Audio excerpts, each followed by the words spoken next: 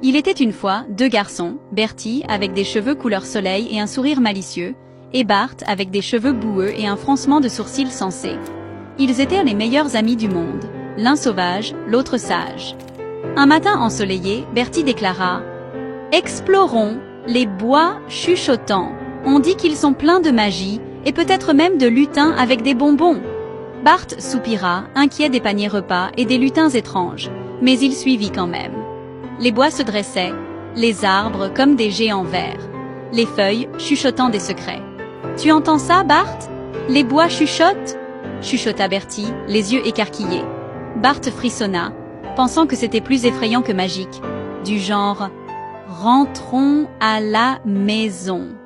Ils entrèrent, la lumière du soleil dansant sur le sol, l'air épais de mystère. Ils s'enfoncèrent plus profondément, jusqu'à ce que Bertie pointe du doigt.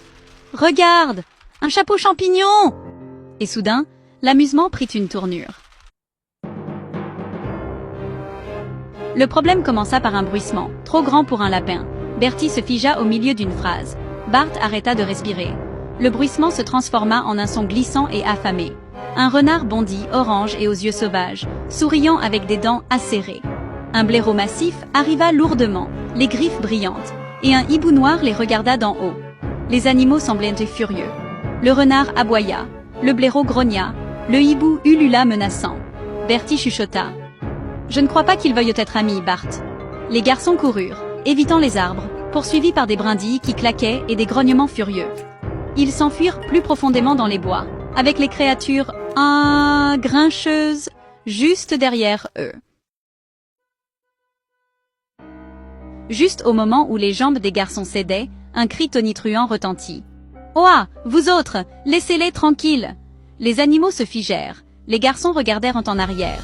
Dans une clairière se tenait un homme imposant avec une barbe sauvage et un sourire gentil, ne maniant qu'un bâton de marche. Il frappa son bâton, et fixa les animaux d'un regard sévère. « Toi, dit-il au renard, va-t'en. » Le renard s'éloigna en rampant. « Et toi, blaireau, va creuser un trou !»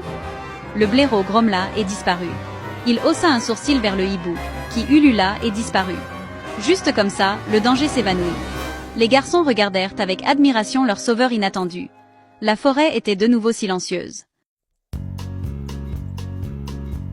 Le silence était un doux soulagement. Le chasseur s'agenouilla, souriant gentiment. « Vous allez bien tous les deux ?» Bertie rayonna. « Vous étiez incroyables !» Bart hocha la tête, encore tremblant. Le chasseur gloussa. « Les créatures sont juste protectrices. C'est leur maison. » Il les épousta. « Les bois sont magiques, mais pas un terrain de jeu. Soyez silencieux, soyez respectueux, soyez prudents. Traitez la nature avec gentillesse et elle vous le rendra, dit-il en faisant un clin d'œil. Il les conduisit en toute sécurité jusqu'à la lisière des bois. Les garçons agitèrent la main. « Merci !» tandis que le chasseur disparaissait dans les arbres. Ils rentrèrent chez eux, plus calmes et plus sages.